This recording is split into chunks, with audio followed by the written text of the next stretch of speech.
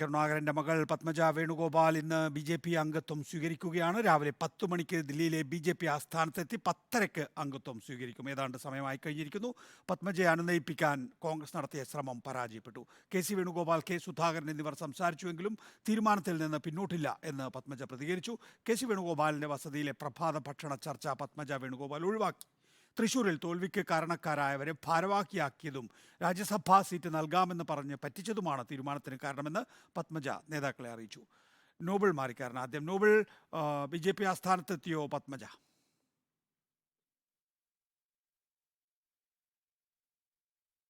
നികേഷ്, ഇന്നിപ്പോൾ ബി.ജെ.പി. ദേശീയ ആസ്ഥാനത്തെത്തി അംഗത്വം സ്വീകരിക്കും എന്നാണ് നമുക്ക് പത്മജ വേണുഗോപാലുമായി ബന്ധപ്പെട്ട് അറിയാൻ കഴിയുന്നത്. പക്ഷേ ഇതുമായി ബന്ധപ്പെട്ട ഔദ്യോഗിക മെസ്സേജ് ഈ ഘട്ടത്തിലും ബി.ജെ.പി. ആസ്ഥാനത്ത് നിന്ന് എത്തിയിട്ടില്ല എന്നാണ് പ്രധാനപ്പെട്ട കാര്യം. നേരത്തെ വ്യക്തമാക്കിയിരുന്നത് 10 മണിയോടുകൂടി തന്നെ ബി.ജെ.പി. ആസ്ഥാനത്തെത്തുകയും 11 മണിക്ക് മുൻപ് തന്നെ അംഗത്വം സ്വീകരിക്കുകയും എന്നുള്ളതായിരുന്നു. എന്താണെങ്കിലും അതല്പം നീളാനുള്ള സാധ്യത ഉണ്ട് എന്ന് അറിയുന്നു. പ്രധാനപ്പെട്ട നേതാക്കളായ ജെ.പി. നദ്ദ അടക്കമുള്ളവർ ദില്ലിയിൽ ഇല്ല എന്നാണ് അറിയുന്നത്. അതുകൂടി പരിഗണിച്ചുകൊണ്ടായിരിക്കും ഒരുപക്ഷെ ബി.ജെ.പി. പ്രവേശനം സാധ്യമാകുക, അതുമായി ബന്ധപ്പെട്ട നടപടിക്രമങ്ങൾ ഉണ്ടാവുക എന്നാണ് ഈ ഘട്ടത്തിൽ നമുക്ക് വിവരങ്ങൾ ലഭിക്കുന്നത്. എന്താണെങ്കിലും കോൺഗ്രസ് സംസ്ഥാന നേതൃത്വത്തിന് ഉൾപ്പെടെ വലിയ കനത്ത തിരിച്ചടിയാണ് പത്മജയുടെ ഈ തീരുമാനത്തോടെ ഉണ്ടായിരിക്കുന്നത് എന്ന കാര്യത്തിൽ യാതൊരു സംശയവുമില്ല.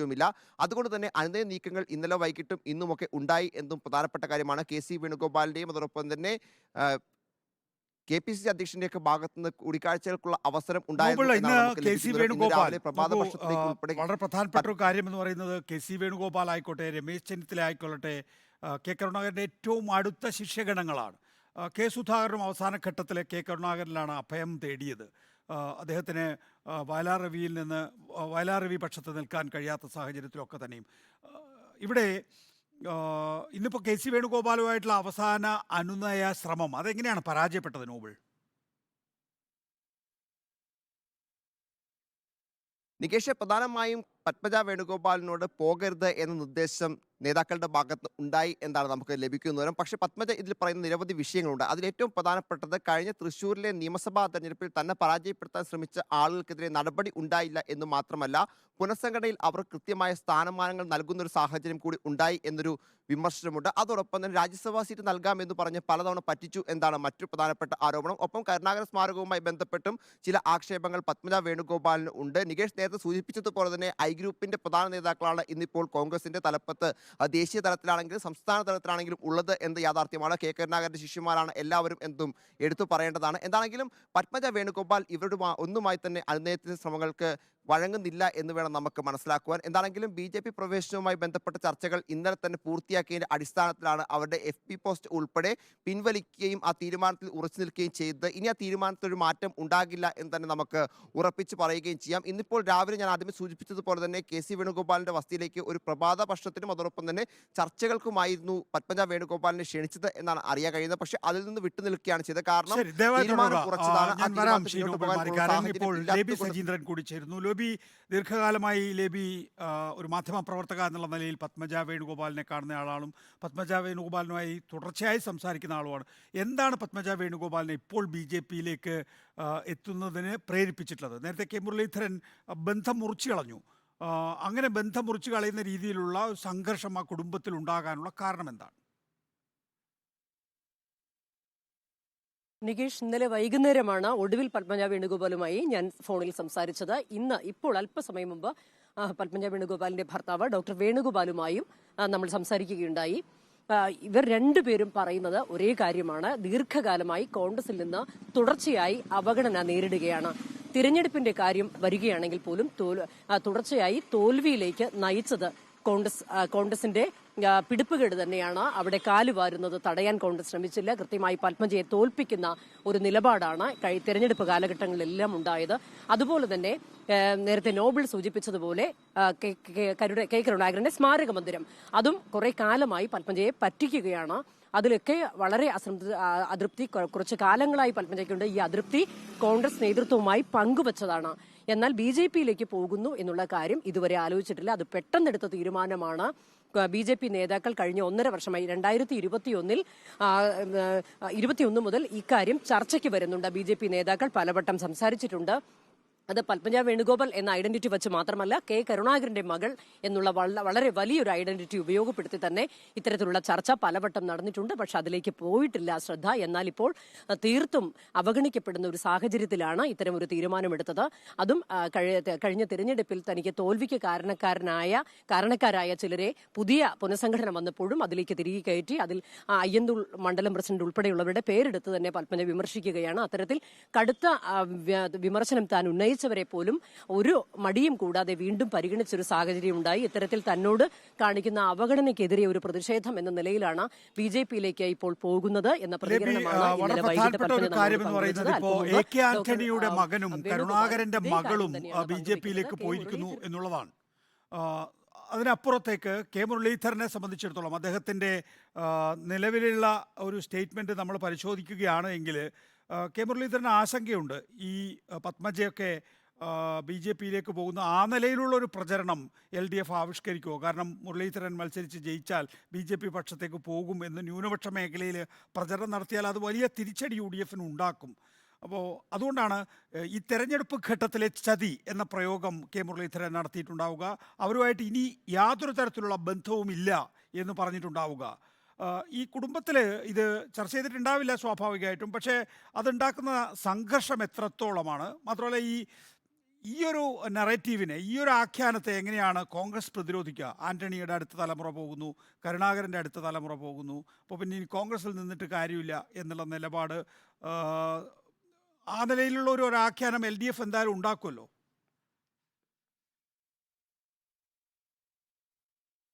തീർച്ചയായും ഈ സമയത്ത് LDF പ്രചാരണ ആയുധമാക്കുക അതുതന്നെയായിരിക്കും. പ്രത്യേകിച്ച് കെ കരുണാകരന്റെ മകൾ AK ആന്റണിയുടെ മകൻ. കോൺഗ്രസിനെ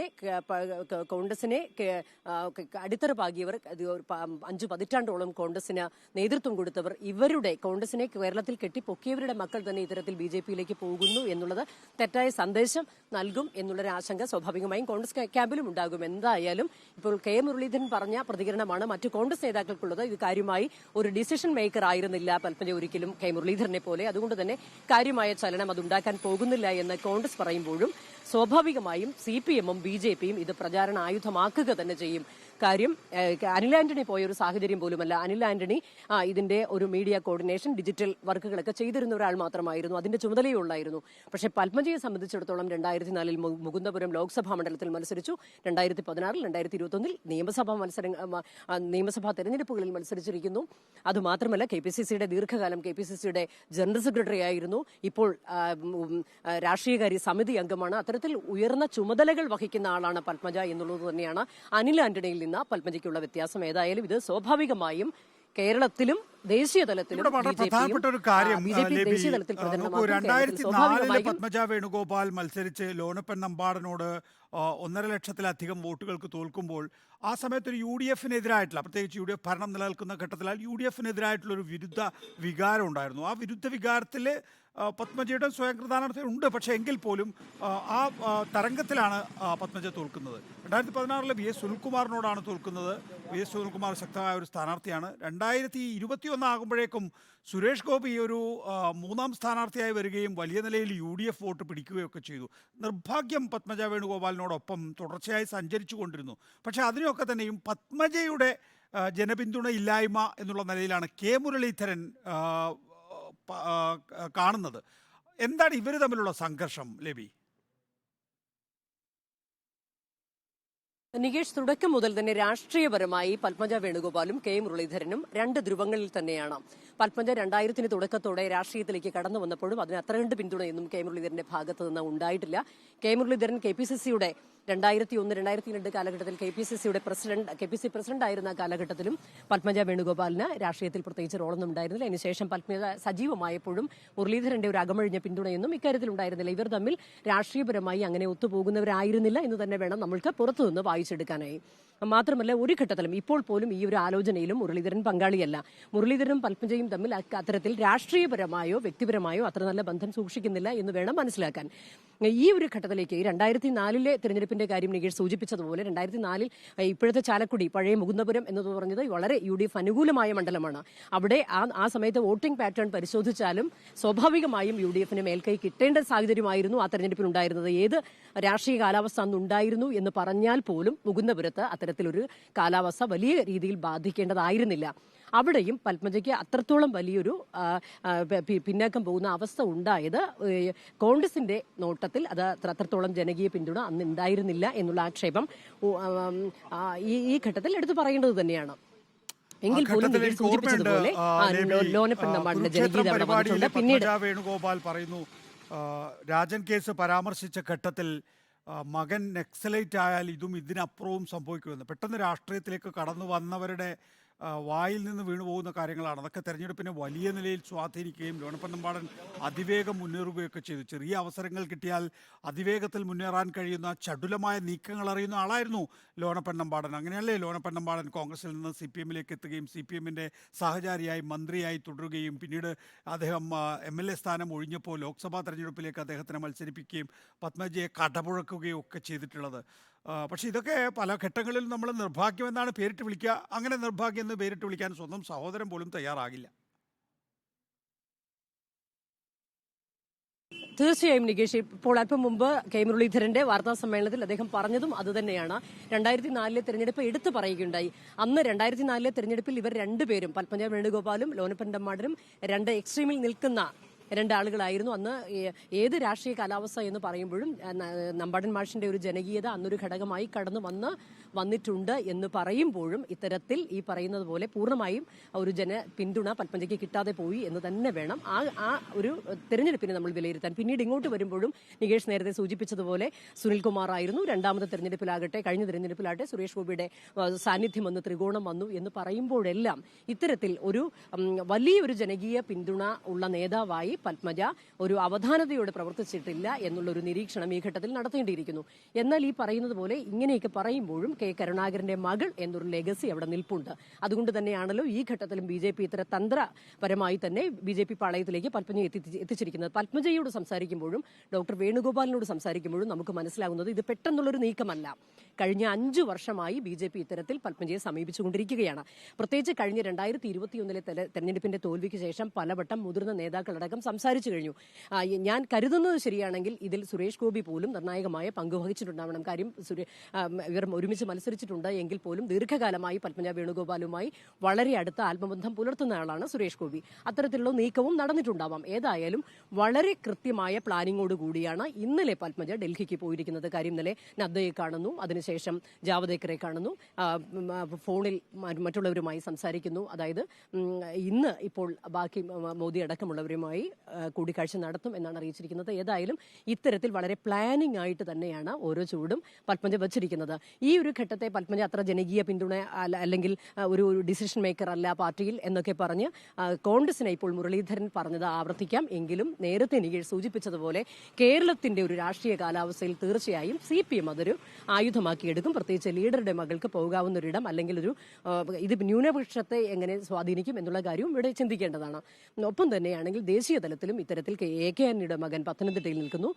പത്മജ വേണുഗോപാൽ ഇനി ഒരു ക്യാമ്പയിന് മുന്നോട്ടിറങ്ങും എന്നുള്ള കാര്യം ഉറപ്പാണ്. ഈ ഒരു ഘട്ടത്തിൽ ചാലക്കുടി ലോക്സഭാ മണ്ഡലം ഇപ്പോൾ സ്ഥാനാർത്ഥിയെ പ്രഖ്യാപിച്ചിട്ടില്ല. BJP സ്ഥാനാർത്ഥിയായി പത്മജ വരാനുള്ള സാധ്യതയുണ്ടോ?